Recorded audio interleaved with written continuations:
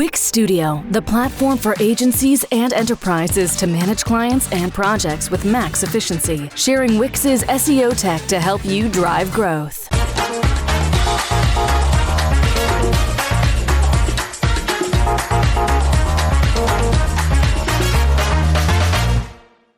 Fix errors, waste, and issues in a couple of clicks.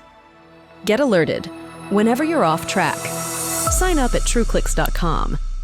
Thank you for turning up to a talk on sustainability at an SEO conference.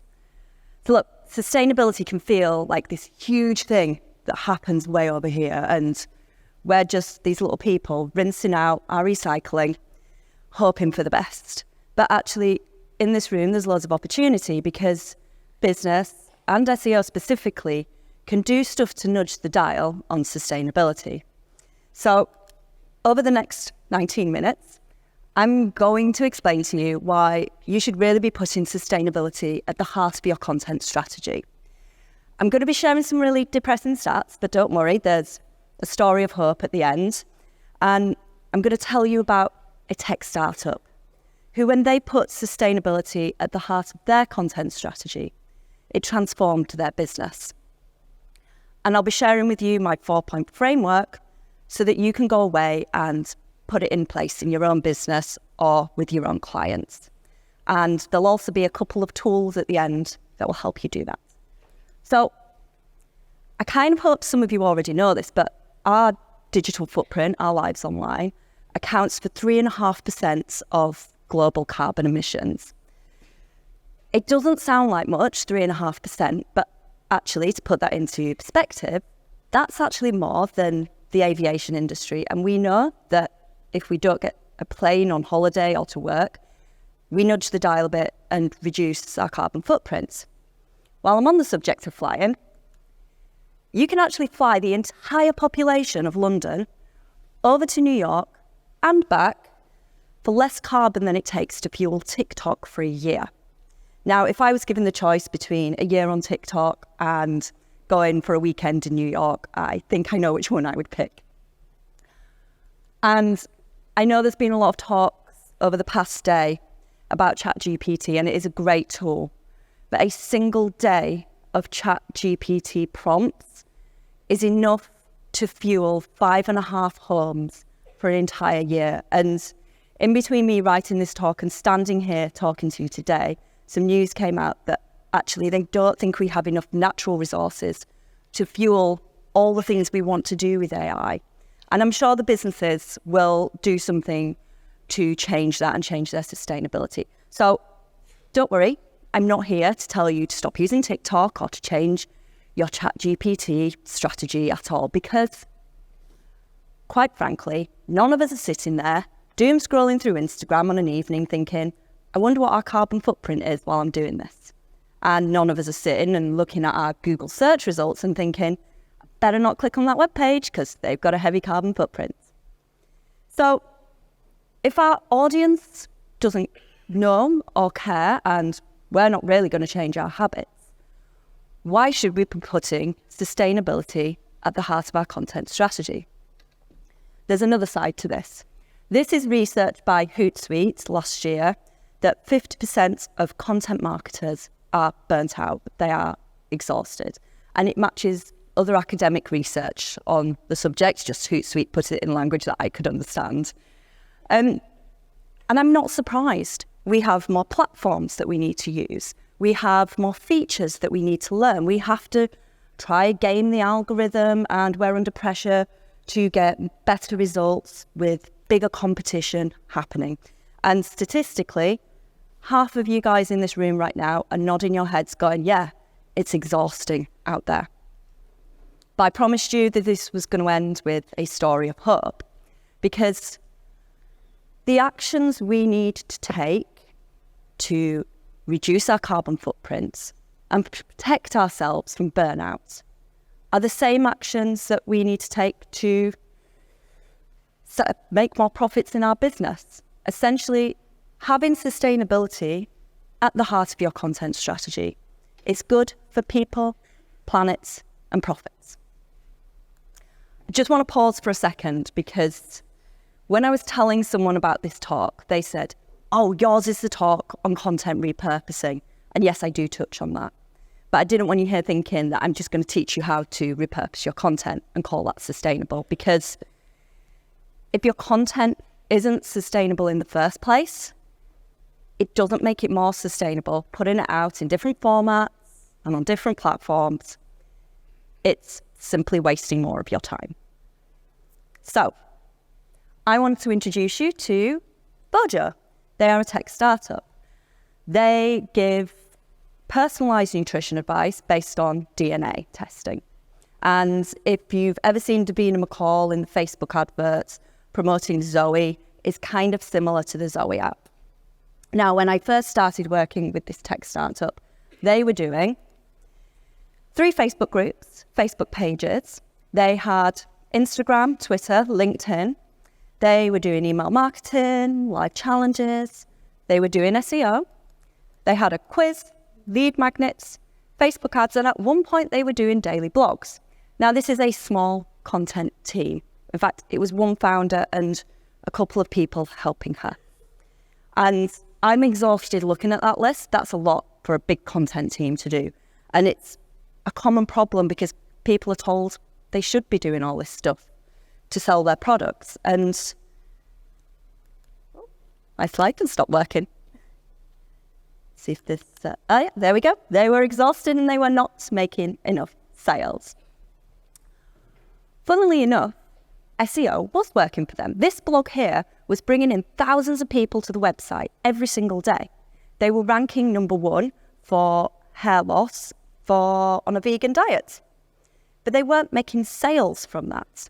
Now, part of the problem was that the product was promoted to athletes and runners. It could help them get fitter and faster and stronger.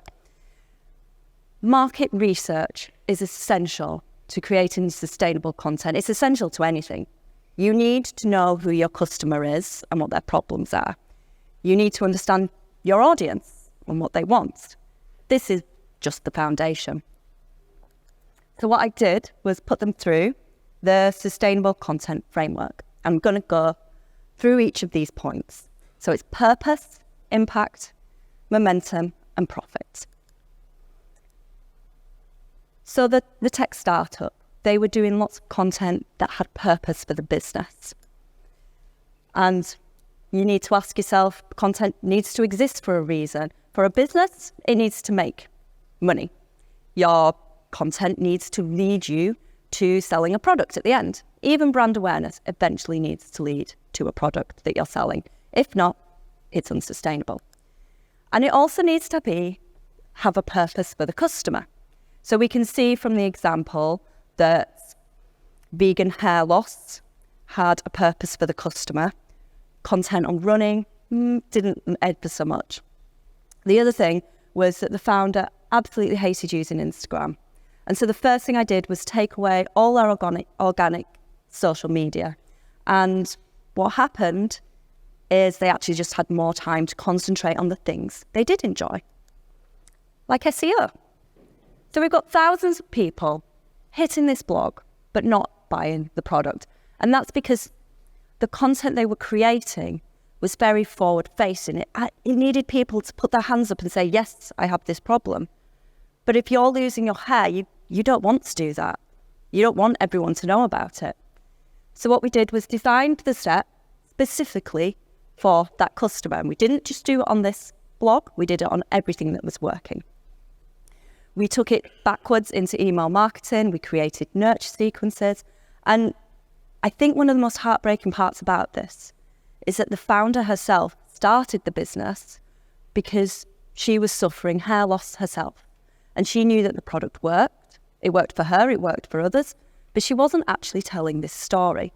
So we did the content repurposing. We used what she already had. We used the stories she already had, the content she already had. We designed a lead magnet that specifically took people through that journey. And we tested it and we tweaked it. And do you know what happened? The people who were landing on that page started to engage with the email marketing, and she started to see sales for her efforts. Next, Your content needs to make an impact. I've got just one more slightly depressing stat for you right now. There's over 1 billion pieces of content created every single day. Hundreds of thousands of content pieces have been published just in the time we've been sitting in this venue. And half of it is seen by the person who creates it, and if they're lucky, their mum or their boss. I just want to pause for a second because half of us are burnt out, and half of our content isn't even being seen by anyone. It's not making an impact, even if it's leading to a product. So as I said, the tech startup, they wanted to sell their products to people who wanted to get fitter and faster at running.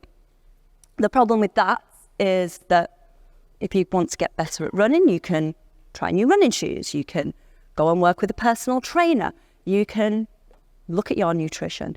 It's not a bleeding neck issue, it's not urgent enough. Whereas hair loss, menopause symptoms and IBS, 3 things that the product did solve, all of them, people will pay lots of money to fix, and they do. But if your content isn't creating an impact in those areas, then it's going to be unsustainable. It's about looking at the customer journey, looking at the problem, and understanding what's the best thing for these people that are suffering from this thing that my product can solve. So it's really easy to fall into a trap of assuming that because your content has purpose, therefore it makes an impact. And I think a lot of businesses do that. So I've got a couple of examples for you about how we changed this for this tech startup. This was their quiz. Originally, this said, find out your diet type. The quiz itself already had a 30-day program behind it, but people didn't know about it. We just changed the copy to transform your health in 30 days. And all of a sudden, the quiz that a lot of time and money and energy had gone into started performing really well for the business. People were coming through it. People were starting to buy the product. This one, I'm quite proud of this one. This is their newsletter sign up. They originally, like many businesses do, have a sign up saying, sign up to our newsletter. It doesn't really tell you anything about what's happening on the newsletter. So we changed the name to Nutrition Nudges, and we said it goes out every Monday. And every Monday was on purpose because, the diet always starts on a Monday. They had more people sign up in the first day that this copy change went live than in the entire time the business had been operating.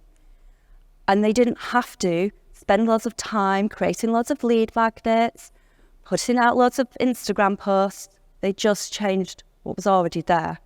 In so many businesses, you have the content that already exists. You just need to look at the data to figure out what needs to work and test and tweak. So, you've got content that's leading to a product. You know, because you've looked at your data, that it's making an impact. Momentum naturally should follow, right? All right, what about this? Time and resources. One of the tools I'm sharing with you at the end is a content canvas. And the feedback that I get from most businesses that use it is the section about time and resources and capacity makes a huge difference. Because you could do all the things in the world, but it doesn't mean that you've got the time to do them. We've all had the boss or the client that has wanted us to invest our time in the next Be Real or the next Clubhouse in the hope that we will be the early adopter on the next Instagram or TikTok. Now, I'm not saying don't go and try do this stuff, but ask yourself some questions first. Does it fit in the strategy? If it does, then is it worth testing? And if it is, do you have the resources to test it? Because if you don't, and you take this evidence to your boss or to your client and say, I could do this, I could do all these great ideas you've had, but I'm going to need some more resources to do this. So our lovely tech startup, you remember, had this huge exhausting list of content that they were doing. Mostly because people that she was working with said the wonderful words of, you should try this. Have you thought of doing? I don't know about you, but if someone says that to me, I nod and smile, and then I slowly back away from the conversation because I'm like, yeah, I have thought of it, and it's not going to fit.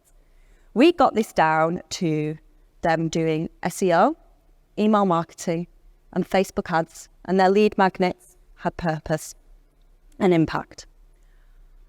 And by doing these 4 things, the business went from selling to friends and referrals to people they'd never met before. They started selling in their sleep, the holy grail of full product businesses, and they started making a profit.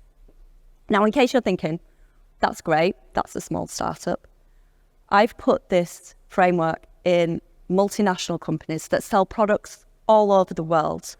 One of them came up to me at a Christmas party and said, we've had our best sales year ever.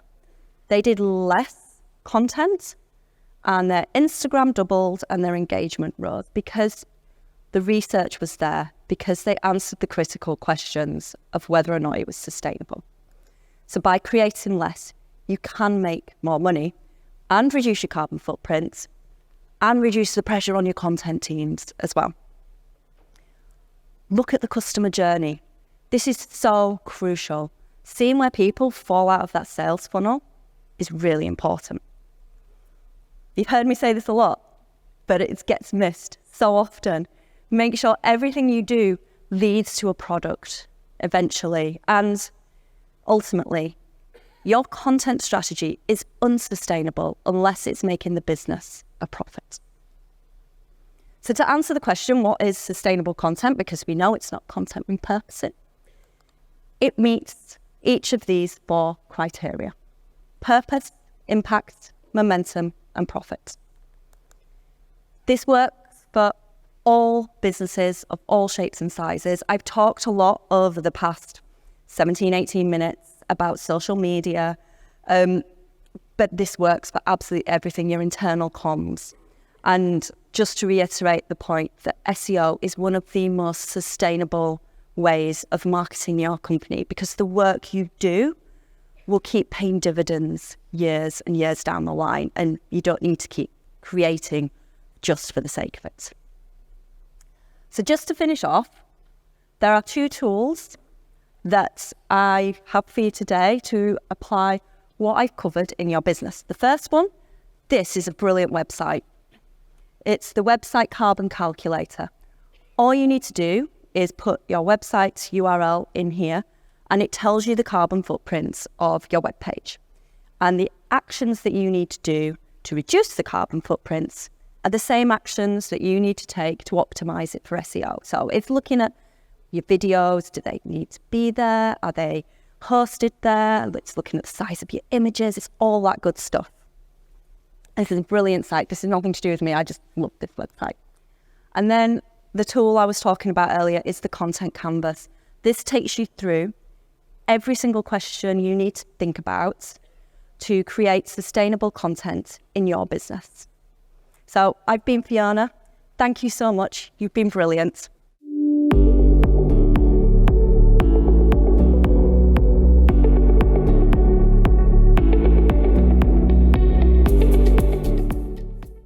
Monthly reporting making you want to shove sharp things up your nose? Try Dragon Metrics, the all-in-one SEO software with mind-blowing reporting tools.